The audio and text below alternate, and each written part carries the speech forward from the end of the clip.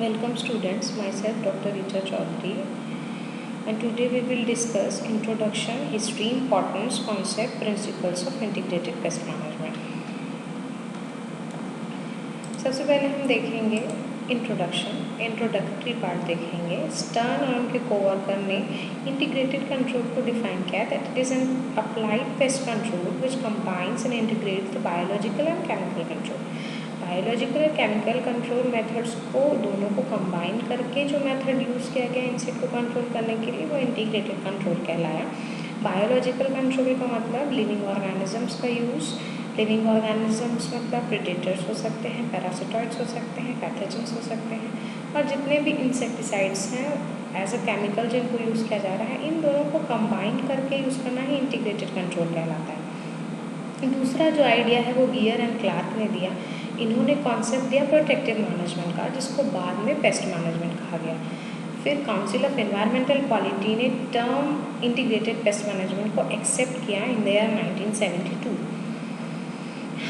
अब हम देखते हैं what is the meaning of integrated pest management. यहाँ पर 3 शब्द है, इंटीग्रेशन, पेस्ट और मैनेजमेंट। इंटीग्रेशन क्या होता है? Integration that is harmonious use of multiple methods to control the impact of single pest as well as multiple paste.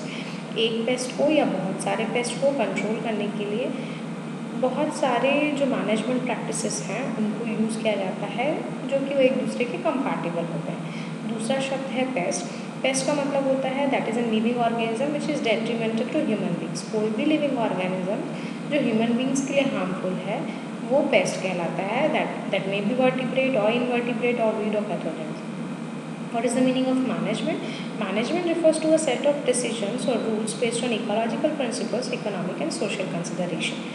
Management जो है एक सेट ऑफ डिसीजन होता है जो एनवायरनमेंट के बेसिस पे या इकोनॉमिक मॉनेटरी लॉस हो रहा है या नहीं, इकोनॉमिक बेसिस पे, और सोशली एक्सेप्टेड है या नहीं है, सोशल कंसिडरेशंस को भी देखा जाता है, तो वो कहलाता है मैनेजमेंट। फिर यहाँ पर 2 डेफिनेशंस है। According to FAO, a pest management system in the context of associated environment and population dynamics in pest species, it utilizes all suitable techniques and methods and as compatible as possible and maintains pest population at levels below those causes economic injury. दूसरा definition gear and Clark ने 1961 में दिया, that is protective management of the noxious pest in which all available techniques should be evaluated and consolidated to manage the pest population so that economic damage is avoided and adverse side effects on the environment are minimized.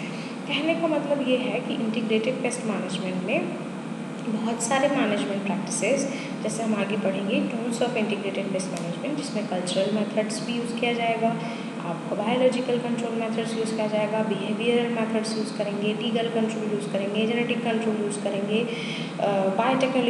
Biotechnological approaches use करेंगे। इन सभी methods को compatible manner में use करके paste को manage करने की कोशिश की जाएगी, जिसमें कम से कम केमिकल का इस्तेमाल हो सके, वो कहलाता है इंटीग्रेटेड पेस्ट मैनेजमेंट। फिर हम बात करते हैं what is the history of integrated pest management. तो हम इसको 3 एरा में डिवाइड कर सकते हैं। सबसे पहला है era of traditional approaches before 1939। 1939 वो ईयर है जब DDT की इंसेक्टिसाइडल प्रॉपर्टी प्रूफ हुई थी। DDT की इंसेक्टिसाइडल प्रॉपर्टी प्रूफ की थी पॉल हरमन मूलर ने, और इनको इसके लिए नोबेल प्राइज़ मिला था। इसके पहले तक बहुत ज़्यादा इंसेक्टिसाइड्स का इस्तेमाल नहीं होता था पेस्ट कंट्रोल करने के लिए। पेस्ट कंट्रोल करने के लिए बहुत ट्रेडिशनल और नॉर्मल नेचुरल अप्रोचेस यूज़ किए जाते थे, जैसे प्लांट प्रोडक्ट्स का इस्तेमाल, पायरेथ्रम का, नीम का, टोबैको लीव्स का, ये सारे नेचुरल कंट्रोल मेथड्स को, ऑयल का, नेचुरल कंट्रोल मेथड्स यूज़ करके ही इंसेक्ट को कंट्रोल किया जाता था। लेकिन जब इंसेक्टिसाइडल प्रॉपर्टी प्रूफ हुई DDT की, उसके बाद अचानक से इंसेक्टिसाइड्स का यूज़ बढ़ गया है। इसीलिए इंसेक्टिसाइडल प्रॉपर्टी प्रूफ होने के बाद जो है का एरा, मतलब 1939 के बाद का एरा कहलाता है एरा ऑफ पेस्टिसाइड। वहाँ पर बहुत ज़्यादा इंसेक्टिसाइड्स का इस्तेमाल होने लगा, बहुत ज़्यादा पेस्टिसाइड्स का इस्तेमाल होने लगा।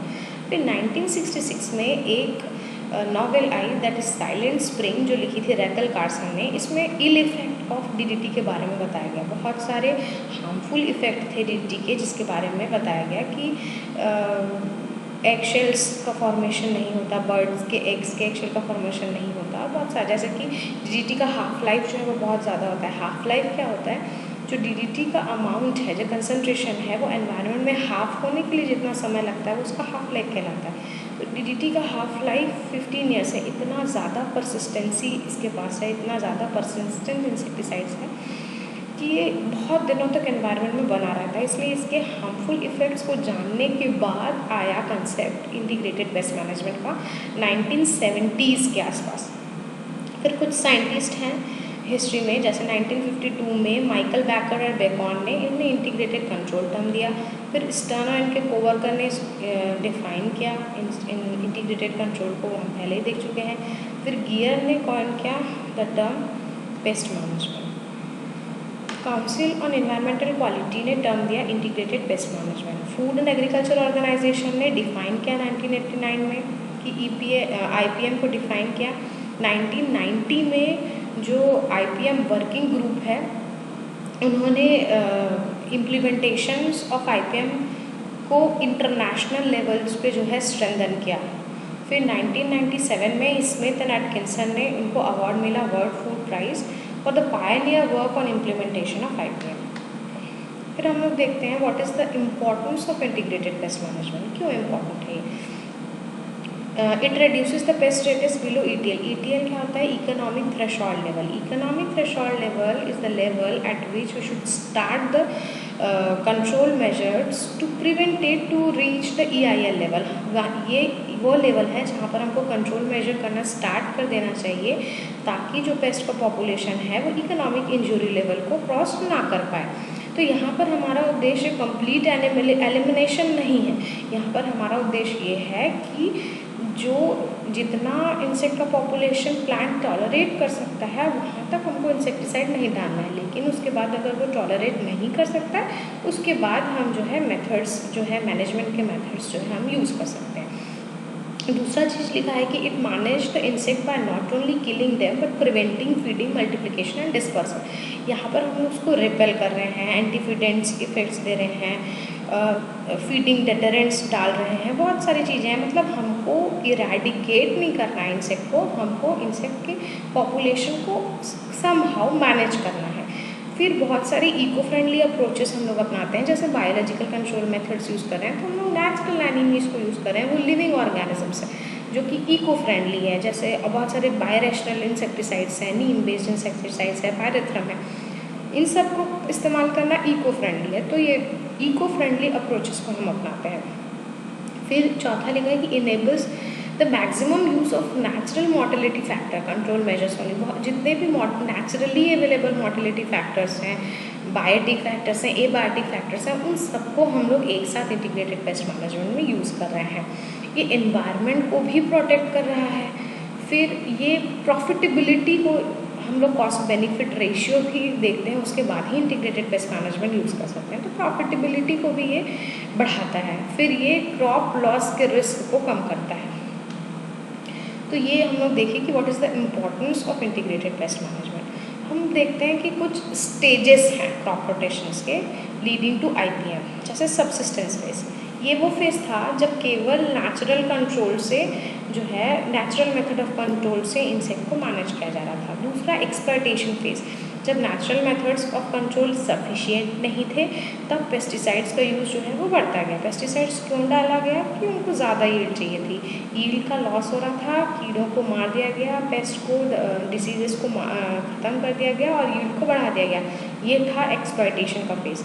फिर आया क्राइसिस फेज। क्राइसिस फेज जो था वहाँ पर बहुत सारे प्रॉब्लम्स क्रिएट होने लग गए, जैसे कि paste resurgence, paste resistance. What is paste resurgence?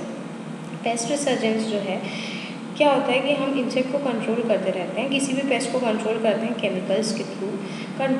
पहले तो कंट्रोल होता जाता है, लेकिन एक समय ऐसा आता है जब इंसेक्ट का पॉपुलेशन कम होने की बजाय पहले से भी और बहुत ज़्यादा बढ़ जाता है। ये जो टर्म है वो कहलाता है रिसर्जेंस। रेजिस्टेंस क्या है? हम इंसेक्टिसाइड डालते रहते हैं, लेकिन एक समय के बाद वो काम करना बंद कर देता है, तो उसमें रेजिस्टेंस डेवलप हो जाता है। फिर प्रोडक्शन कॉस्ट, इंसेक्टिसाइड हम जितना डालेंगे उतना प्रोडक्शन कॉस्ट बढ़ता जाएगा। फिर सेकेंडरी पेस्ट आउटब्रेक, जैसे कि मान लो स्टेम बोरर का अटैक है, हम इंसेक्टिसाइड डाल रहे हैं और अचानक बीपीएच का पॉपुलेशन, चूँकि हम यहाँ पर फोलिएज फीडर्स के लिए इंसेक्टिसाइड डाल रहे हैं और सकिंग पेस्ट का पॉपुलेशन बढ़ जा रहा है, तो सेकेंडरी पेस्ट आउटब्रेक, ये सारी प्रॉब्लम्स जब क्रिएट होने लगी वो फेज़ कहलाता है क्राइसिस फेज़। फिर आता है डिज़ास्टर फेज़। ये फेज़ जो है जहाँ पर हमें कोई प्रॉफिट नहीं था, इंसेक्टिसाइड डालने का कोई प्रॉफिट नहीं था, सॉइल में रेसिड्यूज आ गए थे और पूरा कंट्रोल सिस्टम जो है वो कोलैप्स हो गया था, वो कहलाता है डिज़ास्टर फेज़। डिज़ास्टर फेज़ के बाद आया इंटीग्रेटेड पेस्ट मैनेजमेंट फेज़, जो कि इको फ्रेंडली मेथड था, जिसमें सारे मेथड्स को कंबाइन किया गया और इको फैक्टर्स को एनालिसिस किया गया, टेक्निक्स का ऑप्टिमाइजेशन किया गया और ये फेज़ जो है वो कहलाया इंटीग्रेटेड पेस्ट मैनेजमेंट फेज़। अब हम लोग देखते हैं concept of IPM. Concept of IPM हम लोग देखते हैं 7 पॉइंट्स में हम डिस्कस करेंगे कंसेप्ट ऑफ आईपीएम को। Understanding the agricultural ecosystem, planning of agricultural ecosystem, cost benefit ratio, tolerance of paste damage, leaving of paste residues, timing of treatments, public understandings and sustainable. सबसे पहला है understanding the agricultural ecosystem. सबसे पहले ये जानते हैं कि एग्रीकल्चरल इकोसिस्टम क्या होता है। जो नेचुरल इकोसिस्टम है, जैसे बहुत बड़ा जैसे फॉरेस्ट, उससे ये थोड़ा छोटा होता है, यहाँ पर डाइवर्सिटी थोड़ी कम होती है। हम यहाँ पर केवल 1 से 4 मेजर क्रॉप्स की बात कर रहे हैं, 6 से 10 मेजर पेस्ट की बात कर रहे हैं, तो वो एग्रो इकोसिस्टम होता है। तो कॉन्सेप्ट समझने के लिए, इंटीग्रेटेड पेस्ट मैनेजमेंट का कॉन्सेप्ट समझने के लिए हमको एग्रीकल्चरल इकोसिस्टम को समझना जरूरी है। और एग्रीकल्चरल इकोसिस्टम को हम कैसे मैनिपुलेट कर सकते हैं, प्लगिंग करके, इंटरकल्टिवेशंस करके, पेस्टिसाइड्स ट्रीटमेंट्स करके हम इसको मैनिपुलेट कर सकते हैं। तो सबसे पहली और इम्पॉर्टेंट चीज़ है आईपीएम के कॉन्सेप्ट की कि हम एग्रीकल्चरल इकोसिस्टम को पहले समझ लें, फिर उसके अकॉर्डिंगली हम प्लान करेंगे। प्लानिंग ऑफ एग्रीकल्चरल इकोसिस्टम्स जब हम समझ जाएं तो हम प्लान करेंगे। अगर हम लोग एग्रीकल्चरल इकोसिस्टम को समझ गए, जैसे कि फॉर एग्जांपल ससेप्टेबल वैरायटीज़ को हमको अवॉइड करना है, ससेप्टेबल वैरायटीज़ को अवॉइड करना है, जैसे कि मालवेसी ग्रुप से बिलोंग करने वाला भिंडी और कॉटन दोनों मालवेसी ग्रुप से बिलोंग करता है और दोनों के पेस्ट स्पॉटेड बोरर है। तो हमको क्रॉप रोटेशन में ये ध्यान रखना है कि हमको भिंडी के बाद कॉटन नहीं लगाना है, कॉटन के बाद भिंडी नहीं लगाना है। तो ये एग्रीकल्चरल इकोसिस्टम को जब तक हम समझेंगे नहीं, तब तक हम ये नहीं जानेंगे कि हमको क्या करना है मैनेजमेंट में और क्या नहीं करना है। जैसे हमको सोयाबीन के बाद ग्राउंडनट नहीं लगाना है क्योंकि वहाँ पर लीफ माइनर का अटैक हो जाएगा। तो सबसे पहले तो हम अंडरस्टैंड किए, समझ गए एग्रो इकोसिस्टम क्या है, उसके अकॉर्डिंगली हम प्लान करना चालू करते हैं कि आईपीएम को कैसे इम्प्लीमेंट करना है। फिर तीसरा चीज़ हम देखेंगे इम्पॉर्टेंट कॉन्सेप्ट में, कॉस्ट बेनिफिट रेशियो। हमको बेनिफिट हो रहा है कि नहीं, वो पेस्ट को मैनेज करने से हमको बेनिफिट हो रहा है कि नहीं। कहीं ऐसा तो नहीं है कि पेस्ट का पॉपुलेशन बहुत कम है और हम ज़्यादा पैसे खर्च करके उसको कंट्रोल कर रहे हैं और हमको उल्टा लॉस हो रहा है। तो हमको ये भी देखना पड़ेगा कि कॉस्ट बेनिफिट रेशियो वहाँ पर है या नहीं है। चौथा चीज़ है tolerance of paste damage. Integrated pest management का उद्देश्य ये नहीं है कि हम टोटली एलिमिनेट कर दें या हम पूरा पेस्ट फ्री क्रॉप ले आएँ, ये उसका बिल्कुल भी उद्देश्य नहीं है। यहाँ पर ये ऐसे क्रॉप्स को लेना है, क्रॉप्स का टॉलरेंस लेवल जो है वो इंक्रीज़ होना चाहिए। जैसे कि कैस्टर क्रॉप है, वो 25% डिफोलिएशन को टॉलरेट कर लेता है, उसके लिए वो कोई प्रॉब्लम नहीं है। तो ये सारी चीज़ें हम समझेंगे कि टॉलरेंस कितना है क्रॉप का, ये समझें हम लोग। फिर नेक्स्ट जो है, अब हम लोग paste leaving a paste residue, पूरा इरेडिकेशन जो है वो पॉसिबल, एक तो पॉसिबल नहीं होता, दूसरा हमको करना भी नहीं है। यदि हम उस पेस्ट का पूरा इरेडिकेशन कर देते हैं इंसेक्टिसाइड डाल के, तो हम उसके नेचुरल एनिमीज़ को भी उसके साथ साथ ख़त्म कर देते हैं। क्योंकि अगर पेस्ट नहीं होगा तो नेचुरल एनिमीज़ भी जो है अपने आप ही ख़त्म हो जाएगी, क्योंकि उनके जो पेस्ट है वो नेचुरल एनिमी का फूड है, प्रेडेटर का, पैरासिटॉइड का फूड है। तो इसलिए हमको पेस्ट रेसिड्यू छोड़ना ज़रूरी है, पेस्ट जो है एनवायरनमेंट में बना रहे ताकि नेचुरल एनिमी का पॉपुलेशन भी बना रहे। तो पांचवा है लीविंग अ पेस्ट रेसिड्यू। फिर हम क्या कॉन्सेप्ट में सबसे इम्पॉर्टेंट है टाइमिंग ऑफ ट्रीटमेंट्स, कब हमको ट्रीटमेंट करना है। इसके लिए हमको लगातार मॉनिटरिंग करते रहनी पड़ेगी, तब हमको पता चलेगा कि कब पीक में इंसेक्ट का पॉपुलेशन है और कब हमको ट्रीटमेंट करना है। तो ये हमको टाइमिंग जानने के लिए ट्रैप्स लगाने पड़ेंगे मॉनिटरिंग के लिए, चाहे लाइट ट्रैप्स लगाएं चाहे फेरोमोन ट्रैप्स लगाएं, तो हमको टाइमिंग ऑफ ट्रीटमेंट्स जानना ज़रूरी है। फिर public understanding and acceptance, public जो है, जो फार्मर्स हैं, जो एंड प्रोडक्ट हैं, वो इस चीज़ को समझ रहे हैं या नहीं और इसको एक्सेप्ट कर रहे हैं या नहीं, ये जानना है। तो ये 7 पॉइंट्स हैं जो IPM के कॉन्सेप्ट में इम्पॉर्टेंट है। फिर हम लोग देखते हैं नेक्स्ट टॉपिक है प्रिंसिपल्स ऑफ IPM। 8 प्रिंसिपल्स पर हम लोग डिस्कस करेंगे। सबसे पहला है प्रिवेंशन एंड सप्रेशन, दूसरा मॉनिटरिंग, तीसरा डिसीजन मेकिंग, चौथा नॉन केमिकल मेथड्स, पांचवा पेस्टिसाइड सिलेक्शन, छठवां reduced pesticide use, 7th anti resistance strategy and 8th is evaluation. सबसे पहला प्रिंसिपल्स है प्रिवेंशन एंड सप्रेशन। तो प्रिवेंशन क्या है? प्रिवेंशन जो है हमको आने ही नहीं देना है, आने से रोकना है। और सप्रेशन क्या होता है? आने के बाद हम उसके इम्पैक्ट को कैसे रिड्यूस करें, ये सोचना है। तो दोनों ही पहलू से सोचना जरूरी है, प्रिवेंशन और सप्रेशन। तो ये पहला प्रिंसिपल है इंटीग्रेटेड पेस्ट मैनेजमेंट का, जिसमें हम प्रिवेंट करेंगे और सप्रेस करेंगे। तो प्रिवेंट करने के लिए जो है हमको रेगुलर क्लीनिंग करते रहना ज़रूरी है, मशीनरी का, इक्विपमेंट्स का। हमको हाइजीन का ज़्यादा ध्यान देना पड़ेगा, हाइजीनिक मेजर्स करने पड़ेंगे, हार्मफुल ऑर्गेनिजम्स को बढ़ने से रोकना पड़ेगा। ये प्रिवेंशन हो गया। फिर सप्रेशंस क्या होगा? सप्रेशंस में जो है हम conservation, tillage, pruning, direct soils, ये सारे मेथड्स यूज़ करेंगे। पेस्टिसाइड्स का यूज़ करेंगे, पेस्टिसाइड्स का यूज़ करके हम उसको सप्रेस कर सकते हैं। फिर दूसरा होता है मॉनिटरिंग। मॉनिटरिंग करने के लिए हमको क्या करना है? हम डिफरेंट ट्रैप्स का इस्तेमाल करते हैं, चाहे वो येलो स्ट्रिकी ट्रैप हो, ब्लू स्ट्रिकी ट्रैप हो, या फिर हम लाइट ट्रैप्स का इस्तेमाल करते हैं, फिर हम उन ट्रैप्स का इस्तेमाल करते हैं ताकि हम मॉनिटर कर सकें कि कब इंसेक्ट का पॉपुलेशन पीक पर है, कब इंसेक्ट का पॉपुलेशन आ रहा है या नहीं। फिर तीसरा जो है वो है डिसीजन मेकिंग। मॉनिटरिंग करने के बाद हमने मॉनिटरिंग कर लिया, हम ये जान गए इंसेक्ट का पॉपुलेशन कब है, उसका थ्रेशोल्ड लेवल क्या है, वो डिजीज़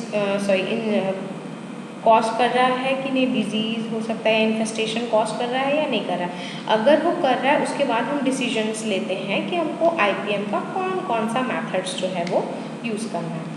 फिर अब मेथड्स हमको कौन कौन से यूज़ करना है, इसमें सबसे पहले हमको ये देखना पड़ेगा कि हम केमिकल का कम से कम इस्तेमाल करें। नॉन केमिकल मेथड्स पे सबसे पहले हम लोग इम्फेसिस देंगे। नॉन केमिकल मेथड्स जो है वो सॉइल सोलराइजेशन हो सकता है, बायोलॉजिकल कंट्रोल्स हो सकते हैं, फिजिकल कंट्रोल हो सकता है, मैकेनिकल कंट्रोल्स हो सकता है, इकोलॉजिकल कंट्रोल्स हो सकता है। तो जितने भी नॉन केमिकल मेथड्स हैं उस पर पहले हम लोग ध्यान देंगे। उसके बाद भी अगर वो नहीं हो रहा है कंट्रोल, तब हम पेस्टिसाइड पे जाएंगे।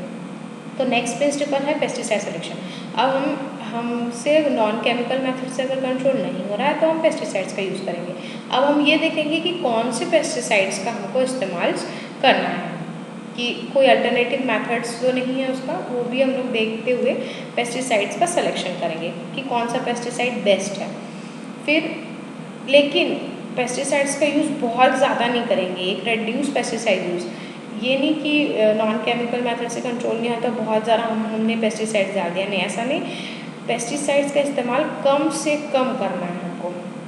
फिर हम देखेंगे एंटी रेजिस्टेंस स्ट्रैटेजीज़।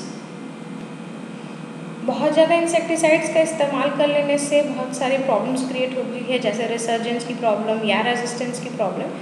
तो कुछ ऐसे स्ट्रैटेजीज़ हम अपनाएंगे कि जिन पेस्टिसाइड से रेजिस्टेंस क्रिएट हो गया है उन पेस्टिसाइड्स को हम यूज़ ना करें। तो एंटी रेजिस्टेंस स्ट्रैटेजीज़ अपनाएंगे, ये इसका 7th प्रिंसिपल है।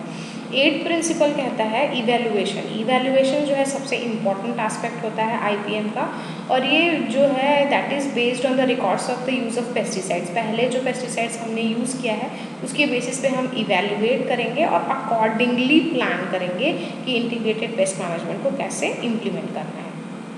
Thank you very much. That is the references from which the sources has been taken. Thank you very much.